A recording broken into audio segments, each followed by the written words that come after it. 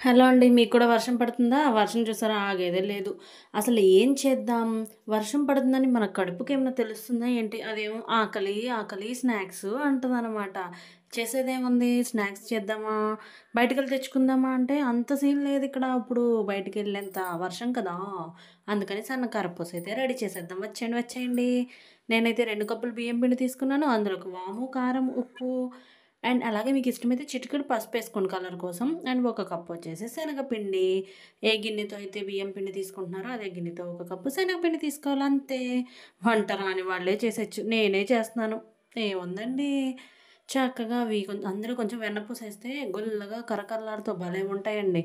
And ఇదంతా బాగా mix చేసేసిన తర్వాత చన్నీళ్ళు వెన్నపూస ఏసి ఫస్ట్ బాగా కలపండి. నా వెన్నపూస ఫ్రిడ్జ్‌లోంచి తీయడం మర్చిపోయాను. మనకు కొంచెం మతిమరుపు ఎక్కువలేండి. అప్పుడు ఆ వెన్నపూస తీసి లైట్‌గా హీట్ చేశాననమాట. స్టవ్ పైన వేడి చేసి వెన్నపూస అయితే అందులో వేసి వాటర్ వేసి మంచిగా ఒక ముద్దలాగా కలిపేసి పక్కన దానికి ఒక 10 మినిట్స్ రెస్ట్ ఇచ్చేసాను. చూస్తున్నారు కదా! మంచిగా కలుపుకోండి. కారం కూడా వేయటం పొడి పిండిలో వేయటం మర్చిపోయానండి. పిండంతా కలిపేసాక వేసాను కారం. వస్తది లాస్ట్‌లో చూడండి. చూపిస్తున్న విధంగా మంచిగా పిండికంతా వెన్నపూస పట్టేలాగా బాగా కలిపేసుకోవాలండి. కలుపుకొని చక్కగా ఒక ముద్ద చేసి పక్కన పెట్టుకున్న తర్వాత పొయ్యి పెట్టి బాండీ పెట్టి వెలిగించేసి పొయ్యిని దానికి తగినంత నూనె పోసేసి మంచిగా సల్ల కాగేంత వరకు కాలనివ్వండి. ఈలోపు పిండి చూద్దాం వచ్చేయండి. ఉప్పు చూస్తుంటే ఉప్పు సరిపోయింది కానీ కారం ఏంటి లేదేంటబ్బా అని చూస్తే కారం వేశాననమాట. వాము కూడా వేశానండి. వాము ఎక్కువ వేశాను నేను. అండ్ తర్వాత వచ్చేసి మన జంతిక గిద్దలు ఉన్నాయి కదండీ! అవి కారపూసది మా అత్తయ్య గారు చిన్న చిన్న బెజ్జాలను ఏం చేశారంటే పెద్ద పెద్ద బెజ్జాల్లాగా వేశారు. ఫస్ట్‌దయితే మా అత్తయ్య గారు వేశారు. నూనెలో వేశారు కదండీ!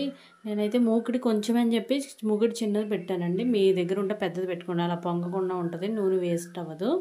అండ్ వేసేటప్పుడు మనం సిమ్‌లో పెట్టుకొని వేయగానే హైలో పెట్టుకోవాలి. లేతే మంచిగా కాలదనమాట మన కారపూస అనేది. చూస్తున్నారు కదా! అలా హైలో పెట్టేయాలి. వేసినప్పుడే నురగ బాగా వస్తది. తర్వాత నురగ తగ్గిపోతుంది. అండ్ అలా వేసిన తర్వాత ఈలోపు మా పిల్లలు పిలుస్తుంటే ఒక అడుగు అటెళ్ళి ఇటొచ్చాననమాట. ఈలోపు నెక్స్ట్ ఇది తిరగేసేసి మంచిగా కాలిపోయింది. అంటే ఉడికిపోయిందనమాట మన అది. అండ్ తర్వాత వచ్చేసి మనం ఈ జంతికలది ఉంది కదండీ! అది కొంచెం వాటర్ రాసి పక్కకు పెట్టుకొని పిండి యాడ్ చేసి అందులో పక్కకు పెట్టుకొని రెడీగా ఉంచుకోవాలి. ఇది వేగి పక్కకు తీయగానే అది మనం వెంటనే అయితే వేసుకోవాలనమాట. ఇలాగే ఒక్కొక్కటి వేస్తూ ఉడికినవన్నీ తీసేసి పక్కన జాలి గిన్నెలో అయితే నేను యాడ్ చేసేసానండి. అండ్ తర్వాత ఫైనల్‌గా ఇవంతా అయ్యేటప్పటికి ఒక 1½ అవర్ అట్లా అయిందనుకుంటా. 1 అవర్ పైనే అయిందిలెండి. వేయటం అయితే ఈజీనే గానీ అది ఉడికేటప్పటికి కొంచెం లేట్ అవుతదనమాట. మీకెప్పుడైనా ఇలా అయిందా? నాకు చెప్పేసేయండి అని తర్వాత అన్నీ రెడీ చేసేసి చూస్తున్నారు కదండీ! అలా అయితే పెట్టేశాను. అండ్ ఫైనల్‌గా వచ్చేసి కరలాడే కారపూస మనకి తయారైపోయింది. తినడానికి సిద్ధమైపోయిందనమాట.